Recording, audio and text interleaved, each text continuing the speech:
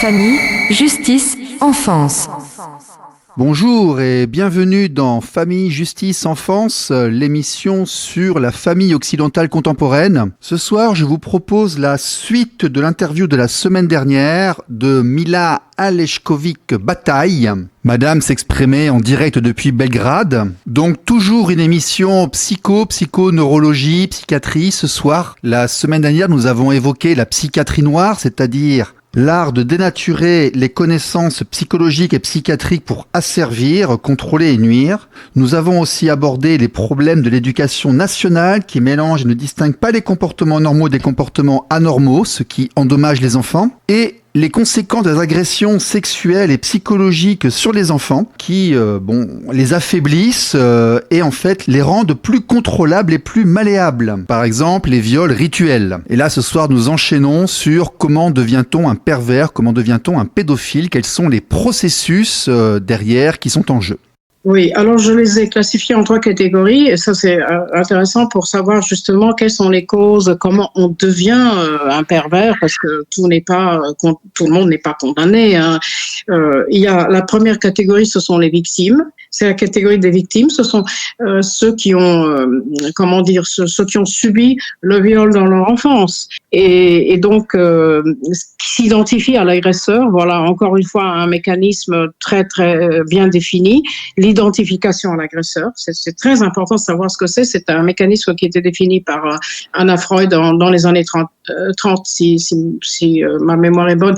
Et lorsqu'une victime ou un enfant adopte les traits, les comportements ou même les culpabilités de son agresseur pour survivre à un traumatisme, etc. Et après, il les répète sur quelqu'un d'innocent à son tour. C'est un mécanisme très très pathologique. Il est individuel ou collectif. Il pourrait être individuel ou collectif. Oui, mais là, on va déculpabiliser beaucoup de gens. Ce n'est pas parce qu'on a été agressé qu'on va devenir soi-même un agresseur. Ça ne concerne pas tout le monde. Bien sûr. Non, parce qu'on dit ça, ça veut dire que quelqu'un va dire « j'ai été agressé quand j'étais enfant » et tout, on va se reculer en disant « il va faire pareil à nos gosses, à nous ». Donc, il faut dire aussi que c'est pas toutes les personnes qui ont été agressées qui vont se transformer en monstres. Bien sûr. Ça, c'est bien sûr que non. Ben, c'est la théorie de la résilience. Plus l'enfant est intelligent, créatif, il y a le côté génétique, évidemment. Évidemment. Plus le reste, si on le traite à temps, etc. Très bien, ça pourrait être, le travail de la sublimation pourrait être fait. Le travail de la sublimation, c'est justement, comme disait Freud, toute notre culture est fondée sur le traumatisme. Donc, vous sublimez et vous êtes dans la création, dans la vie normale, vous avez des agressions, des instincts. Tous les chirurgiens ont sublimé les instincts très agressifs. Ils sont dans une profession noble. Donc, non, bien sûr que non. Il y a des enfants qui, évidemment, ils s'en sortent, il n'y a pas de problème. Mais il y en a aussi qui s'identifient à l'agresseur, ce sont les victimes. Et donc, les victimes, ils développent un infanticide inconscient. Ils ont peur de monde adulte. Ils restent dans cette sexualité infantile. Ça, c'est le cas de certains de ces victimes, violées, traumatisés à leur tour dans leur enfance. Et après, ils deviennent des pédophiles, mais ils ne sont pas forcément des pédocriminels. En étant des pédophiles, c'est-à-dire en restant dans cette sexualité infantile, en ayant peur du monde d'adultes, des adultes qui agressent les mineurs, ils pourraient tout simplement rester, ils vont pas passer à l'acte. Ils vont pas violer des enfants à leur tour, loin de là. Alors j'ai beaucoup de psychologues qui m'ont dit par contre que ça bloquait leur développement et que l'âge du traumatisme en fait était quasiment détectable a posteriori parce qu'on voyait qu'ils avaient un retard ou dans leur développement psychologique et intérieur. Ça c'est l'effet aussi que peut avoir l'agression sexuelle dans l'enfance. Si vous êtes agressé à 5 ou 12 ans, vous avez un retard. Et c'est pas anodin. C'est l'aspect des enfants qui sont plus faibles, qui sont il y a la psychose infantile dont j'ai parlé tout à l'heure, c'est l'autisme. L'autisme, c'est la psychose infantile, c'est la psychose où il y a caractérisé par la coupure des liens affectifs avec les parents ou le monde extérieur. L'enfant qui a subi un viol, mais le viol pourrait être fait par un grand frère, mais il y a une coupure des liens affectifs et la coupure des liens affectifs souvent se traduit dans l'enfant cesse de parler. L'enfant autiste, c'est-à-dire l'autisme, c'est la psychose infantile, enfin aussi des adultes, mais là on parle des enfants. C'est l'enfant qui cesse de parler, et lorsque l'enfant cesse de parler, il ne peut plus développer le cognitif normalement, parce que dans l'enfance, le développement du langage et le développement de la pensée vont en parallèle. Et si l'enfant ne parle pas, si l'enfant il y a cette coupure affective et à cause de ça, l'enfant cesse de parler, ça c'est l'autisme. Une des formes, il y a plusieurs types d'autisme, c'est un phénomène très complexe, mais disons ça comme ça maintenant. Si l'enfant cesse de parler, le langage ne joue plus dans le développement de l'intelligence, et l'intelligence abstraite ne peut pas se développer normalement. Donc là, vous avez tout à fait raison, il y a un déficit cognitif chez ces enfants qui est causé par ce traumatisme aussi dans l'enfance, mais par l'inexistence des émotions, de l'émotionnel qui est soit réduit, soit inexistant. Parce que dans l'enfance, ce qui est très important dans l'enfance de l'enfant, c'est que le développement du cognitif, de l'intelligence et le développement de l'émotionnel soient en parallèle. Si c'est pas le cas, vous avez des problèmes. Cet enfant aura toujours des problèmes. Enfin, il faut le traiter à temps et bon, personne n'est condamné, mais il y aura des problèmes. Et quand on parle, justement, j'ai mentionné le problème des autistes de haut niveau, c'est un concept à la mode contre lequel je me bats parce que je m'inscris en faux contre ça. C'est un vernis de scientifique qui ne mène à rien. C'est complètement futile de parler des autistes de haut niveau parce qu'il y a rien de haut. Ce sont les enfants qui n'ont pas des émotions, qui sont performants. Les autistes de haut niveau, comme on dit, c'est très à la mode de parler de ça maintenant. C'est des enfants qui peuvent calculer, faire quelques équations, même avoir la mémoire mécanique, voilà, mais qui n'ont pas d'émotions. Et leur intelligence sociale, elle est pratiquement inexistante. Ils n'ont aucune empathie, ils n'ont pas des émotions. Les Asperger, on nous a beaucoup montré d'Asperger, on a un peu fantasmé sur l'autisme Asperger qui serait supra-intelligent et autres, on a montré ça. Oui, mais c'est une forme, il y a beaucoup de types. Mais je veux dire, quand on dit un autiste de haut niveau, ça veut dire un enfant qui peut jouer sur Internet, peut calculer peut-être un petit peu, mais qui ne comprend pas les émotions des autres, et c'est très grave. Et après, on s'étonne qu'il y a le phénomène de mass shooting ou de tuerie en série dans les écoles et tout ça. Écoutez, un enfant qui ne développe pas le côté émotionnel, il est perturbé dès le départ. Parce que voilà, il est performant, il calcule bien, ça ne veut rien dire. Ça ne veut rien dire. Il va développer les traits sociopathiques, même psychopathiques après. Et qu'est-ce qu'ils font, ces enfants qui n'ont pas d'émotion, qui n'ont pas d'empathie? Eh bien, souvent, ils maltraitent les animaux, ils torturent les animaux. Ce qu'ils font avec les animaux quand ils sont petits, ils feront après avec des adultes. Donc, il faut les traiter tout de suite. Et il faut absolument pas parler des autistes de haut niveau. Il faut être sincère, il faut parler franc, il faut dire dans mon métier, ce sont les enfants perturbés, il faut travailler avec eux et il faut réveiller le côté émotif d'une façon ou d'une autre par une psychothérapie. Le haut, là, le niveau haut, ça n'existe pas. Il y a rien, hein, et c'est absolument faux parce que qu'est-ce que ça veut dire un enfant qui sait, ce sont les petits gosses qui jouent sur Internet en bombardant, par exemple, il y a des jeux, on bombarde l'Irak, on bombarde la Yougoslavie, on bombarde un pays, voilà. Et les enfants sont très heureux parce que c'est un jeu, ils bombardent, et là, ils voient les images des morts, mais ils ne réagissent pas. Parce qu'il y a pas, le côté émotif n'existe pas. Pour eux, c'est un jeu. Eh bien, si c'est un jeu pour eux à cet âge-là, eh ben, demain, ce seront des Epstein et des Kidman et des, voilà. Là, moi, je me bats contre ce concept parce qu'il est très à la mode et il veut rien dire. Il faut être franc. Il faut dire tout simplement dans notre métier, il faut traiter ces enfants. Il faut travailler sur eux pour essayer de récupérer un côté émotif et de les réveiller, de trouver un côté humain. Là, et pas de parler seulement de l'intelligence abstraite. Là, si j'ai bien compris ce que vous dites, vous ne dites pas que tous ceux qui jouent aux jeux vidéo vont devenir des tueurs en série. Vous dites par contre que les personnes qui ont déjà un problème latent, dont on ne s'est pas occupé correctement, le fait de jouer à des jeux vidéo, d'aller sur les nouvelles technologies, sur des choses ultra violentes, vont en fait renforcer leur vulnérabilité et les transformer en personnes qui, elles, vont être potentiellement dangereuses. C'est ça ? Oui, c'est ça. D'accord. Exactement. Vous avez D'accord. très bien décrit. Et là, juste pour simplifier, parce que c'est assez difficile à expliquer, et puis c'est dur enfin, il faut endurer tous ces sujets, parce qu'il s'agit des choses très graves contre les enfants. Là, donc, j'ai parlé de cette première catégorie, ce sont des victimes qui ils ne passent pas forcément à l'acte, même s'ils étaient traumatisés dans leur enfance et même violés peut-être, ils ne deviendront pas, pour le coup, les agresseurs. C'est la première catégorie, ils sont toujours soignables. La deuxième catégorie, c'est la catégorie ce sont des personnes qui ne sont pas des vrais pédocriminels, mais qui sont des pédophiles imaginaires. Là, vous avez chez les artistes, chez les philosophes, chez les sculpteurs, il y avait toute une mode après les années 70.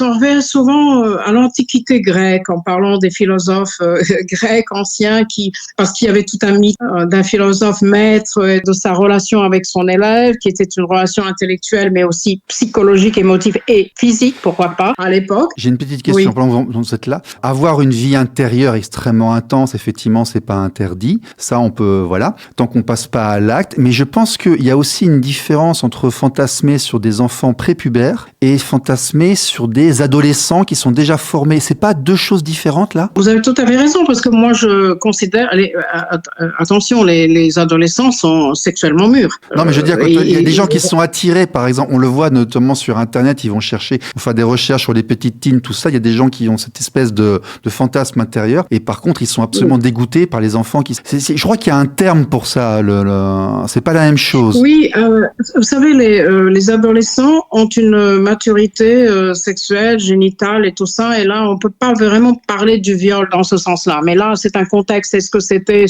avec un consentement ou pas, Oui, etc. oui, Ça, c'est oui, un autre même sujet. avant un Mais certain âge, oui.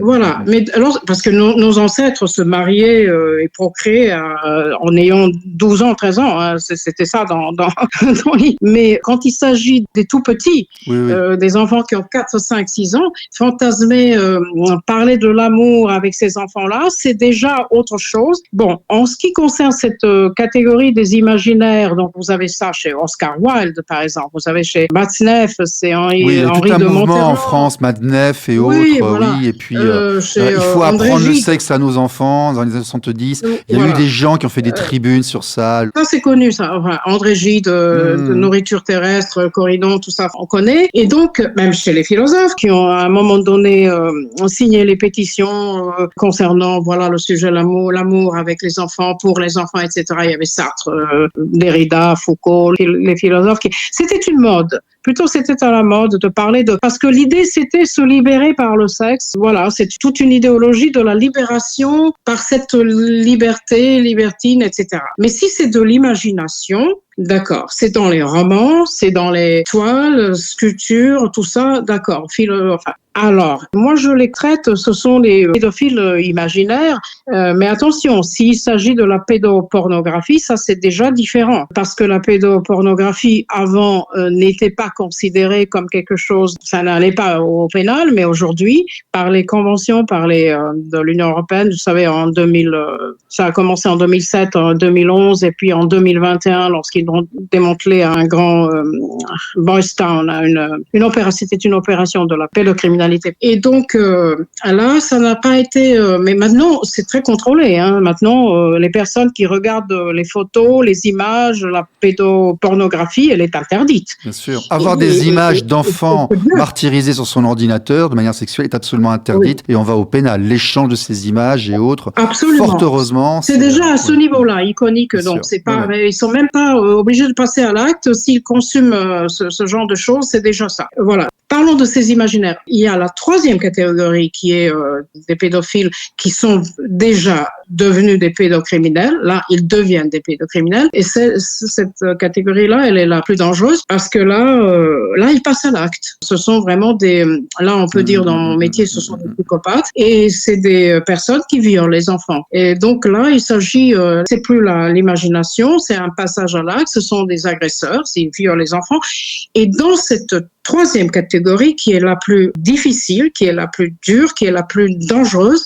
Il y a aussi 2 sous-catégories parce que nous connaissons un diagnostic très difficile, ce sont les psychopathes épileptoïdes. Ça, c'est une sous-catégorie. Les psychopathes épileptoïdes, ce sont les personnes qui sont complètement perturbées et qui violent les enfants sous l'emprise de l'instinct. Ils sont guidés par l'instinct. Enfin, ils ont souvent le déficit cognitif, c'est l'intelligence assez faible, etc. C'est un profil des psychopathes épileptoïdes. Ça, c'est une catégorie. Et l'autre, ce sont des sadiques intelligents. Et le problème est là chez ces personnes qui font toutes ces choses sciemment, avec préméditation, comme on dit. Et pour eux, le viol des enfants est un jeu de pouvoir.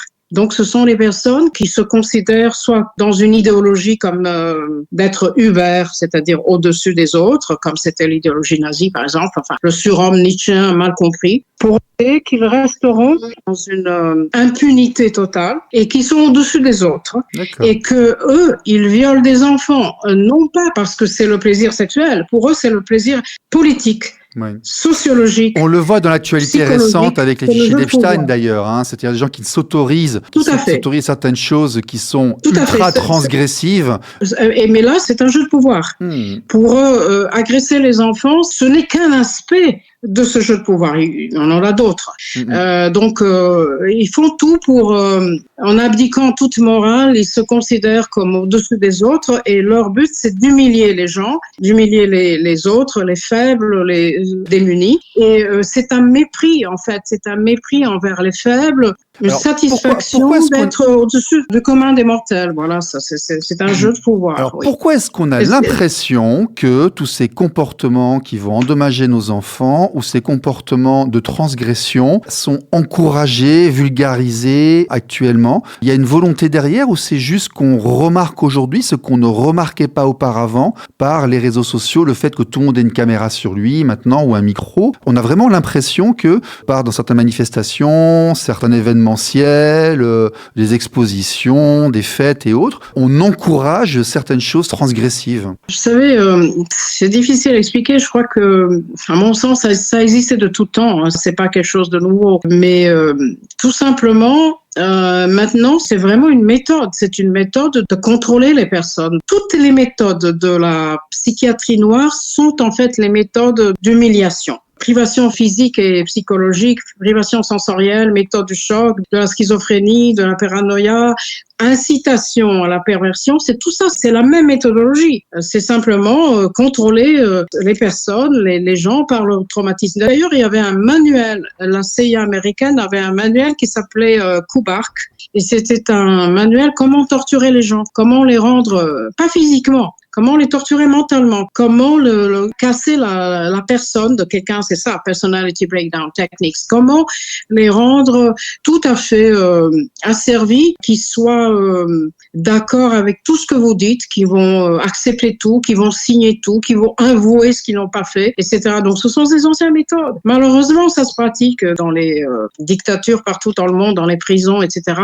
Il y avait beaucoup et les politiciens et tous ces criminels ne seraient rien du tout s'il n'y avait pas eu des psychiatres qui leur expliquaient comment ça se fait. Quelle est la méthode la plus simple pour casser la neurologie ou la conscience ou la mémoire? Le détournement de méthodes qui sont censées soigner et aider, qui sont utilisées cette fois-ci pour asservir et pour manipuler. Est-ce qu'on peut terminer et conclure sur le point, vous vouliez parler, les centres sociaux, les nouveaux systèmes de child care, vous dites qu'en fait, alors on va reprendre l'historique de l'interview, vous avez critiqué l'instrumentalisation des techniques de soins pour des usages non nobles, dans manipulation et autres. Vous dites que le système éducatif et la société encouragent le traumatisme des enfants en bas âge pour les rendre plus tard plus facilement manipulables, plus contrôlables et moins pénibles pour la classe dirigeante, on va dire. Et là, moi, forcément, je fais le rapprochement avec tout ce que je vois et j'entends sur l'aide sociale à l'enfance, tous ces courants qui viennent d'Amérique du Nord, qui remettent en cause la primauté biologique, qui font intervenir dans la famille des personnes de très jeune âge,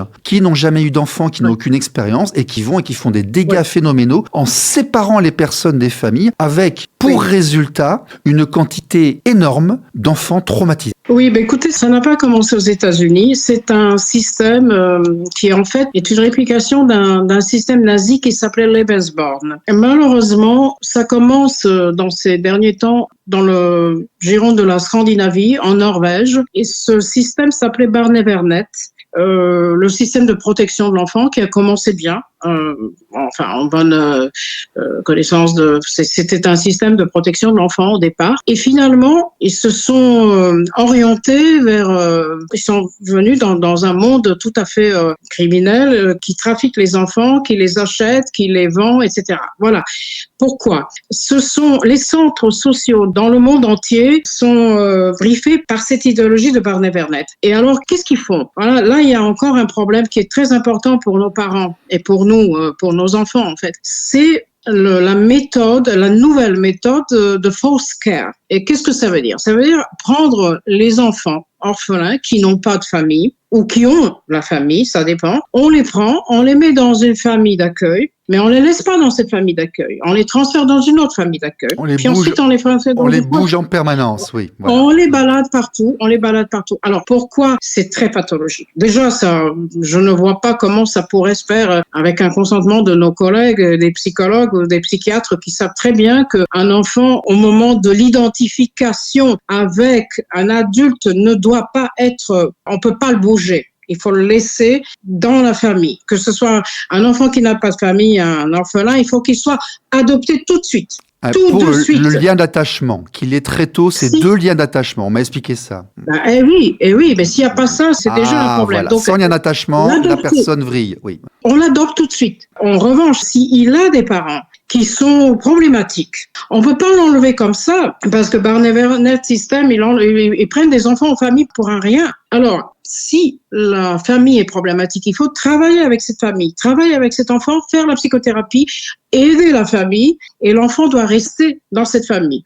Évidemment, s'il n'a pas de parents, il faut qu'il soit adopté. Le pire, c'est de le balader d'une famille à l'autre, parce qu'ils ont inventé un système qui s'appelle, comment dis-je, licence, qui dure 2 ans. Vous vous rendez compte? 2 ans. Alors 2 ans, on le met dans une famille. Au bout de 2 ans, on le transfère dans une autre. En fait, après 2 ans, on le transfère dans une troisième. Et comme ça, cet enfant devient schizophrène. Cet enfant ne sait plus à qui il appartient. Cet enfant n'a pas eu l'identification qui est obligatoire quand il a 7-8 ans. Un enfant doit être vraiment avec une personne, que ce soit la famille monoparentale, peu importe, mais on peut pas le séparer de la personne avec laquelle il s'identifie. C'est le pire. Et après, qu'est-ce qu'ils font? En fait, je me demande pourquoi ils font ça, parce que c'est tout à fait contraire à toutes nos connaissances. Est-ce que c'est fait pour faciliter le trafic d'enfants? Parce que cet enfant ne pleure plus, il devient apathique, il sait pas à qui il appartient, il est un peu schizophrène, il sait pas, il perd la mémoire, et on peut le transférer n'importe où, dans n'importe quel pays, enfin le vendre finalement, malheureusement. Est-ce que c'est fait pour ça? Je ne sais pas, mais le système Barnevernet travaille avec une société privée aux États-Unis qui s'appelle Hopscotch Adoption, et cette société, elle est vraiment, vraiment très problématique parce qu'ils ont fait, ces sociétés fait les accords avec les centres sociaux, surtout dans les pays pauvres. Et là, les enfants sont pris comme ça, n'importe où, soi-disant adoptés à l'international, mais il y a un tarif, il y a des prix, c'est un trafic d'enfants, tout simplement. As simple as that, comme disent les Américains. Alors, qu'est-ce qui se passe? Il y a un seul pays qui a porté plainte contre cette agence américaine et contre ce système finalement, c'est l'Arménie. L'Arménie, au plus haut niveau, l'État a porté plainte contre la société américaine Hopscotch Adoption et du coup contre le système Barnevernet. Et la Roumanie aussi avait des problèmes parce qu'ils prenaient des enfants comme ça, je sais pas, la mère était pauvre, les frigos étaient vides et on prend les enfants. Donc c'est vraiment quelque chose, c'est une pratique criminelle. Et c'est pour cette raison-là, déjà dans le concept, dans la théorie de forced care, rien ne va. C'est absolument inadmissible, scientifiquement parlant, et quand on connaît la psychologie de l'enfant, on ne peut pas accepter qu'un enfant soit transféré comme ça dans 3-4 familles. C'est absolument interdit. Et deuxièmement, ils prennent les enfants aux familles pour pratiquement rien. Pour des raisons vraiment, voilà. C'est dans les pays pauvres surtout que ça se passe. Ah, bah, la France est devenue, oui, bah, en France, si, on a beaucoup de problèmes. Ils séparent les frères, ils séparent les sœurs, ils respectent pas les lois. Ils viennent pour, parfois, en nurserie, lorsque la mère vient à peine d'accoucher, puis qu'elle est fragile. Tiens, elle est nouvelle dans ce département, elle est très peu entourée, elle a l'air un peu faible. Hop, le bébé va aller ici ou là. Oui. Il est transvasé d'un endroit à l'autre. Oui. Assez régulièrement.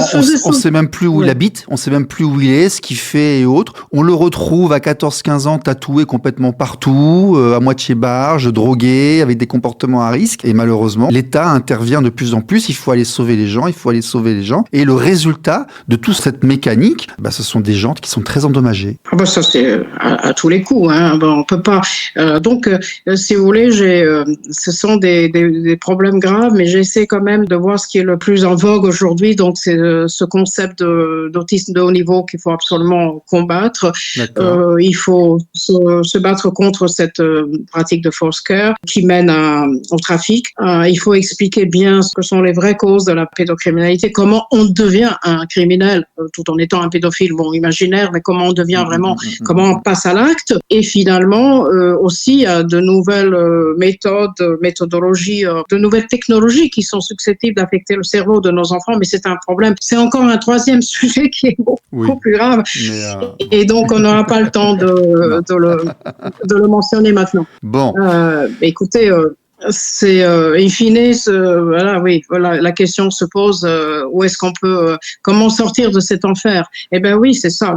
Comment sortir du monde d'un écrivain qui s'appelait Eric Blair, et qui écrivait sous le nom d'Orwell. Voilà, il a tout décrit. Ah oui. Il a déjà tout décrit. C'est vrai. Et moi, ce qui me fascine, c'est le mot que je trouve là à chaud, c'est de voir tout ceci, surtout en Occident. Voilà. Ah bah oui. Oui. Europe de l'Ouest, États-Unis, Canada, Australie, Nouvelle-Zélande, c'est là que je le vois. Mais attention, attention quand même, parce que quand on parle de l'Occident, nous on vit en Europe de l'Est. C'est en direct de Belgrade, je rappelle. Non. Oui, ben je suis à cheval entre deux pays, mais je suis en France quand même.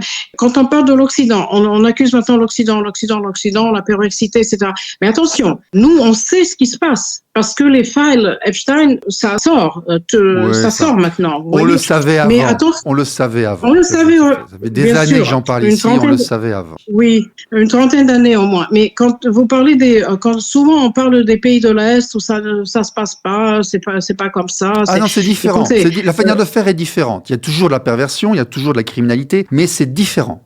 C'est pas les mêmes courants. C'est différent et il y a aussi, c'est différent, comme vous dites, mais il y a aussi ce problème que dans certains pays, tout simplement, on n'en parle pas. C'est pas que ça n'existe pas, mais ça se sait jamais. Non, mais le fait maintenant que les médias, que l'institution, que tout ce qui a trait à l'éducation aille volontairement essayer d'instiller certaines choses dans nos enfants, ça vraiment, c'est en Occident. Oui, on peut parler comme ça. Enfin, on peut dire ça parce que, vous savez, on est vraiment dans une décadence. Ça, c'est évident. Hein. Mais déjà, cette relativisation dont je vous ai parlé tout à l'heure, quand j'ai mentionné la relativisation, parce que vous savez, le relativisme logique s'auto-réfute toujours. Le relativisme, je ne parle pas de la théorie d'Einstein, parce que ça c'est autre chose, dans un autre domaine, mais le relativisme logique conséquent, il s'auto-réfute, il est impensable. Donc il y a quelque chose de faux quand on veut tout relativiser et quand on veut effacer la différence entre le comportement sain et le comportement malade. Quand on veut effacer la différence entre le mal et le bien. Vous avez déjà le zoroastrisme, une ancienne philosophie qui a influencé le judaïsme, le christianisme, l'islam. Déjà dans le zoroastrisme, c'était bien défini. Il y a le mal et il y a le bien, il y a le noir, il y a le blanc. Il faut choisir. On peut être dans une grisaille dans notre vie, mais quand on fait un choix normatif, il faut savoir choisir entre les deux. Et quand on essaie de relativiser, vous savez, Michel Foucault, il a parlé du concept de la folie à travers les siècles, comment ça a changé, parce que le concept de la folie, c'est vrai que c'était pas toujours le même concept. Dans une diachronie, dans le temps, le concept de la folie changeait, ça c'est vrai. Mais dans une synchronie, au moment où nous vivons, nous savons très bien ce qui pourrait être être sain et ce qui pourrait être malade. Et on peut pas faire cet amalgame. On peut pas jouer avec le relativisme. C'est comme le dialogue de Machiavel, dialogue aux enfers de Machiavel et de Montesquieu. Vous avez déjà tout dans ce dialogue. C'est toute l'ingénierie sociale y est déjà. Il y est déjà. Regardez ça, c'est très intéressant. Dans ce dialogue, vous avez déjà le renversement de toutes les valeurs. Alors maintenant, on parle de l'Occident, on est filé, on est maintenant dans une décadence et tout ça.